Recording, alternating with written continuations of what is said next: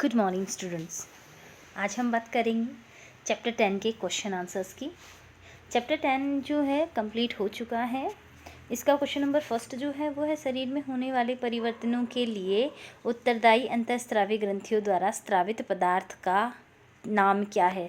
शरीर के अंदर जो परिवर्तन होते हैं और उन परिवर्तनों के लिए उत्तरदायी जो ग्रंथियाँ हैं, ये ग्रंथियाँ जिस पदार्थ को स्रावित करती हैं उसका नाम होता है हार्मोन।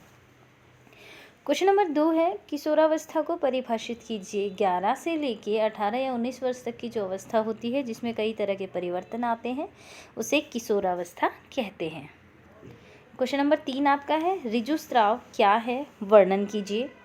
तो ऋजुस्राव का मतलब है मेंस्ट्रुएशन साइकिल, जो कि मैंने आपको बताया था कि जो अंडाशय जो होते हैं महिलाओं में, ये हर महीने जो है अंडा जो होता है मैच्योर एग को रिलीज़ करते हैं, और अगर उस एग का फर्टिलाइजेशन होता है तो वो यूट्रस में गर्भाशय में जाके इम्प्लांट होता है, और अगर फर्टिलाइजेशन नहीं होता यानी निषेचन की क्रिया नहीं होती तो जो अंडा है वो और जो गर्भाशय की जो भित्ति होती है उसकी जो ऊपर की परत जो होती है वो वहाँ से हट जाती है और ब्लीडिंग के थ्रू जो है वजाइना से बाहर आती है। जो प्रोसेस होता है इसको ऋजुस्राव कहते हैं। इसके बाद नेक्स्ट क्वेश्चन है, यौवनारंभ के समय होने वाले परिवर्तनों की सूची बनाइए। तो जो है किशोरावस्था के अंदर कौन कौन से परिवर्तन आते हैं ये हमने पढ़े थे। आवाज़ जो है वो लड़कियों की बहुत तीखी सुरीली आवाज़ हो जाती है, लड़कों की मोटी और भारी आवाज़ होती है, आवाज़ में परिवर्तन आता है।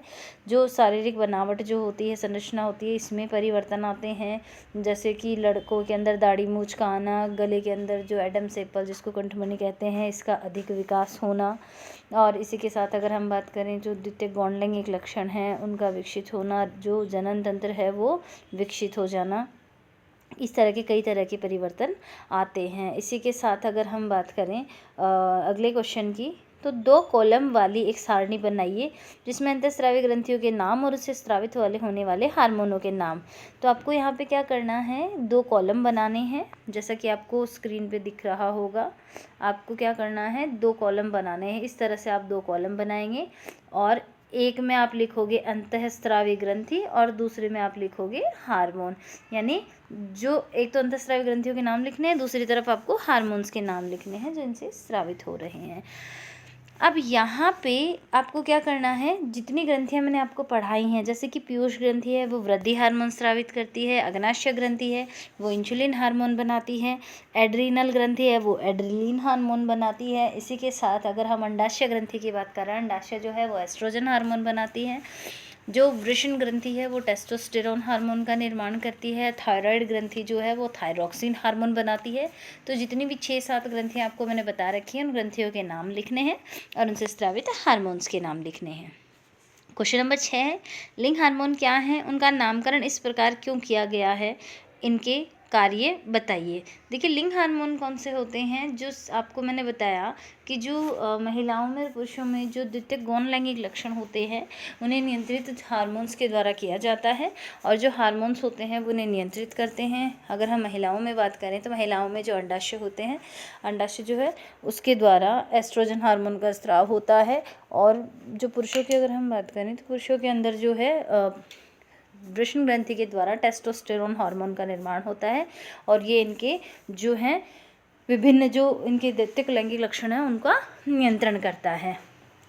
अगर हम इनके कार्य की बात करें तो महिलाओं में स्तनों का विकास है, जनन तंत्र की जो है मैच्योर हो जाना ये महिलाओं के अंदर है। पुरुषों के अंदर जो दाढ़ी मूंछ का आना, आवाज़ भारी होना, शुक्राणुओं का परिपक्व होना, ये पुरुषों के अंदर पाए जाने वाले लक्षण हैं। अब देखिए इसमें क्वेश्चन नंबर 7, किशोर को सचेत रहना चाहिए कि वह क्या खा रहा है, क्योंकि यहाँ पे 4 ऑप्शन दिए गए हैं। 4 ऑप्शन में से एक ऑप्शन आपको बताना है। किशोर जो होते हैं उनको सचेत रहना चाहिए कि वो क्या खा रहे हैं। ऐसा क्यों रहना चाहिए उनको? उचित भोजन से उनके मस्तिष्क का विकास होता है, इसलिए उनको सचेत रहना चाहिए।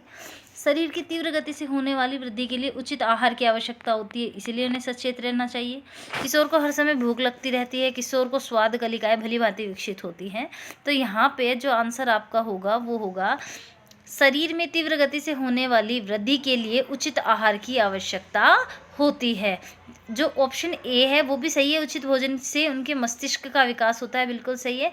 लेकिन जो ऊर्जा हमें भोजन से मिलती है उसके शरीर का संपूर्ण विकास होता है, तो बी ऑप्शन सही होगा। इसके बाद क्वेश्चन नंबर जो सेकंड वाला है, स्त्रियों में जनन आयु यानी जनन आयु का प्रारंभ होता है। ऋजुस्राव प्रारंभ होने पर, बिल्कुल सही है। स्तन विकसित होना प्रारंभ करते हैं, शारीरिक भार में वृद्धि होने लगती है, लंबाई में वृद्धि होने लगती है। तो यहाँ पे क्वेश्चन पूछा गया है, स्त्रियों में जो जनन आयु है इसका प्रारंभ उस समय होता है जब उनमें ऋजुस्राव प्रारंभ होता है। तो जो फर्स्ट आंसर है वो सही है, फर्स्ट ऑप्शन। इसके बाद थर्ड जो है, निम्न में से कौन सा आहार किशोरों के लिए सर्वोचित है। चिप्स, नूडल, कोक, ये बिल्कुल भी अच्छा नहीं है। रोटी, दाल, सब्जियां, बिल्कुल बहुत अच्छा खाना है ये। चावल, नूडल्स, बर्गर, चावल अच्छे हैं बट नूडल और बर्गर्स जो है वो हेल्थ के लिए सही नहीं होते। ऑप्शन 4 है शाकाहारी, टिक्की, चिप्स और लेमन पे। तो चिप्स वगैरह है, नूडल्स है, ये हमारी हेल्थ के लिए अच्छे नहीं होते। तो यहाँ पे ऑप्शन जो सेकंड वाला है, दाल, रोटी और सब्जियाँ जो हैं वो हमारी हेल्थ के लिए अच्छी होती है, तो ये सही ऑप्शन है। इसके बाद क्वेश्चन नंबर 8 जो है वो है, निम्न पर टिप्पणी लिखिए। एडम सेपल, तो मैंने आपको बताया था एडम सेपल जो कंठमणि होती है, हिंदी में इसको कंठमणि कहते हैं, गले के अंदर इसको एडम सेपल कहते हैं। जो लड़के होते हैं इनमें इसका आकार सामान्य से बहुत ज़्यादा होता है और महिलाओं में जो है इनका आकार छोटा होता है। किशोरावस्था के अंदर इसका विकास अधिक होने के कारण इसका साइज़ बड़ा होने से जो लड़के होते हैं उनके गले के अंदर बाहर की तरफ एक उभार सा दिखता है। तो आपको इसके बारे में टिप्पणी लिखनी है।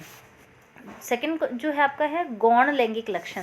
जो द्वितीय गौण लैंगिक लक्षण हैं जो कि किशोरावस्था में आते हैं लड़के और लड़कियों दोनों में, आपको वो लिखने हैं जो कि मैंने आपको पहले बता दिए हैं। थर्ड जो है, गर्भस्थ शिशु में लिंग निर्धारण। गर्भस्थ शिशु होता है उसमें लिंग का निर्धारण कैसे होता है, तो ये प्रक्रिया भी मैंने आपको बताई थी। इसमें क्या है कि जो महिलाओं में और पुरुषों में जो गुणसूत्र पाए जाते हैं, जिसमें मैंने आपको बताया था, अगर जो है शुक्राणु है, अगर उसमें एक्स आधे गुणसूत्र होते हैं, अगर उसमें एक्स गुणसूत्र है तो महिला के एक्स गुणसूत्र के साथ मिलकर वो लड़की जो है उत्पन्न होती है। और अगर शुक्राणु के अंदर वाई गुणसूत्र है तो वाई गुणसूत्र और जो अंडाणु का एक्स गुणसूत्र, जब इन दोनों का निषेचन होता है तो जो है लड़का उत्पन्न होता है। इसके बाद जो 9 है क्वेश्चन, इसमें क्या करना है, ये कुछ हिंट दे रखे हैं ऊपर से नीचे, दाएं से बाएं। तो यहाँ पे आपको इसको कंप्लीट करना है। जैसे कि फर्स्ट आपको दे रखा है एड्रिनल ग्रंथि से स्रावित हार्मोन, 3 नंबर जो है बाएं से दाएं।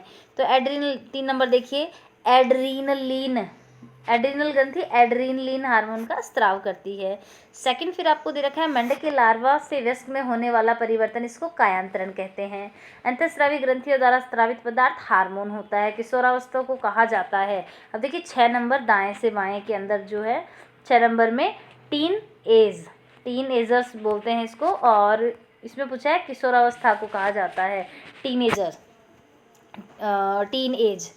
ऊपर से नीचे देखिए अंतःस्रावी ग्रंथियों का दूसरा नाम क्या है, तो इसमें फर्स्ट जो कॉलम दे रखा है इसमें दे रखा है यहाँ पे अंतःस्रावी ग्रंथियों का दूसरा नाम। स्वर पैदा करने वाला अंग कौन सा है, कंठमणि। स्त्री हार्मोन कौन सा है, 3 नंबर पे देखिए दाएं से बाएं, 3 नंबर पे है एस्ट्रोजन। तो यहाँ पे ये जो क्वेश्चन है आपके कंप्लीट होते हैं। एक लास्ट छोटा सा बचा हुआ इसमें, नीचे दी गई सारणी में आयु वृद्धि के अनुपात में लड़कों और लड़कियों की अनुमानित लंबाई के आंकड़े दिए गए हैं। इसमें लड़के और लड़कियों दोनों की लंबाई आयु को प्रदर्शित करते हुए एक ही ग्राफ कागज पर ग्राफ खींचिए। इस ग्राफ से आप क्या निष्कर्ष निकाल सकते हैं, इस ग्राफ से ये निष्कर्ष निकलता है कि अगर हम कंपैरिजन करें लड़के और लड़कियों में, तो जो लड़कियां होती हैं उनकी 12 मतलब देखो यहाँ पे 0 वर्ष में जो इनकी हाइट सेंटीमीटर में एक जैसी है। इसके बाद लड़कों की हाइट ज़्यादा है, 4 वर्ष की उम्र में लड़कियों की कम है। इसके बाद 8 वर्ष की उम्र में लड़कों की ज़्यादा, लड़कियों की कम। लेकिन जैसे ही 12 वर्ष की उम्र होती है तो लड़कियों की हाइट ज़्यादा बढ़ती है, 12 से 16 वर्ष की जो उम्र होती है इसमें लड़कियों की हाइट जल्दी बढ़ती है जबकि लड़कों की कम। तो यहाँ पे आपको ये सारे क्वेश्चंस हैं ये मैंने करवा दिए हैं, सारे क्वेश्चन कंप्लीट हो चुके हैं। किसी भी क्वेश्चन में फिर भी अगर आपको प्रॉब्लम आती है तो आप मेरे से बात कर सकते हैं, पूछ सकते हैं। Thank you.